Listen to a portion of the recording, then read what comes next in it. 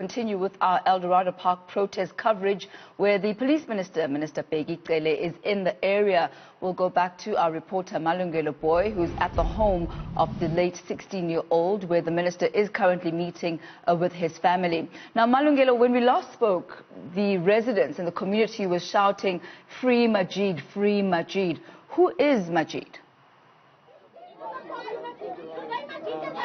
Perhaps, Tammy, let's start here. The minister is still inside the house and interacting with the family of the deceased. And of course, the house has actually been surrounded by the angry residents of Eldorado Park, as you rightfully said, saying, "Free Majid, free Majid." How do you justify arresting a community member who has done nothing and not arresting a police officer who has killed somebody? So Majid is one of the residents, or a community leader, Tammy, who I spoke to yesterday, and I spoke to him, actually, I think I spoke to him few minutes before he was arrested. Actually, I left and then I heard that he had been arrested, and earlier, before his arrest, he was telling me that they actually wanted the police to make sure that the officer that is linked to the killing of this teenager is arrested, and had warned that if he's not arrested by the end of business today, then the community will again mobilize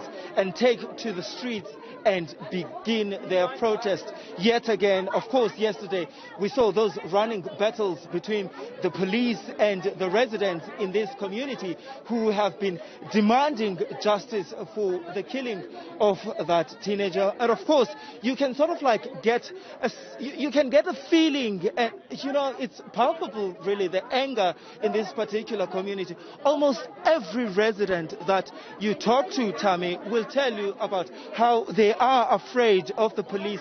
The people that are essentially meant to protect them are failing really to do that, and instead they are killing them. So these residents, Tammy, that you're seeing outside the family home really of the deceased are now demanding justice and are demanding justice. Hold on. I do want to speak to one of you, but I can only speak to one of you. Please. Okay.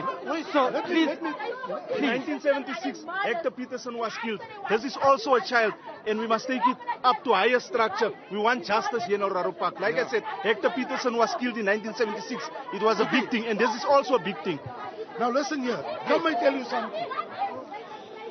You know what? I represent the men's forum in Eldorado Park. I've registered 11 men's forums in and around Gauteng. What hurts me is, and I'm a pastor here in this community, what hurts me is that how, you tell me, how does this man here, how do they validate killing a child that cannot respond, that cannot answer him back? How do you kill somebody like that, in cold blood like that?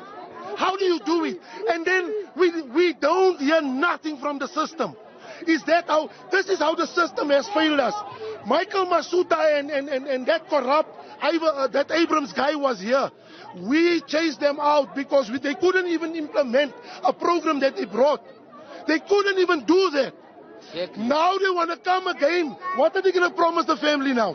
What are they going to give them now? Yes. Huh? I must ask something, though. Yes. Yes. One of the things that officials have said in a statement that they released last night, okay, are you listening? They said the young boy was caught in a crossfire. Do you believe that's the case? No. He's a Down syndrome boy. Listen. How can that?